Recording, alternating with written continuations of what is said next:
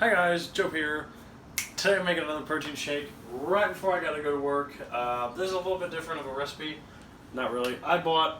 Since my other protein is at work, I bought these little packets. I didn't buy these for the video, bought them for myself. But I'm making a protein shake again before I go to work. And this has a little bit different video, a little bit different of ingredients, the same video. So, I'm gonna get whole milk out. That's why I like it with protein shakes, because it's thicker.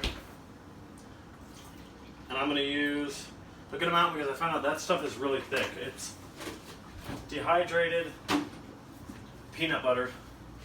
And 2 tablespoons is the recommended serving, so that is exactly what we're going to do. This has 4 grams of protein per tablespoon. I'm going to do the exact measurement of a tablespoon, and that is roughly 1, and it has sticky edges for some reason. And then there's 2. Now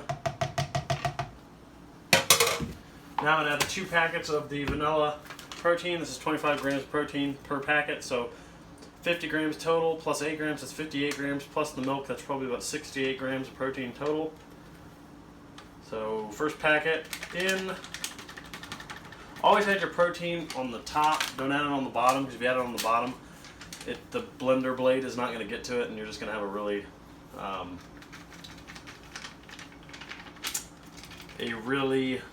gross protein shake because nothing is going to blend.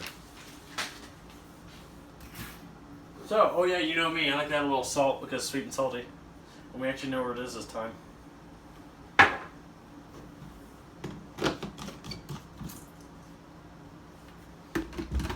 That goes on.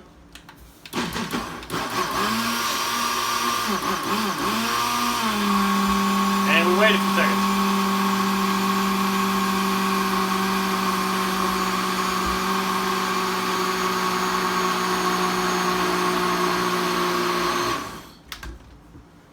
There's another protein shake I made before going to work. Let's see how it is with the recommended serving size of that peanut butter.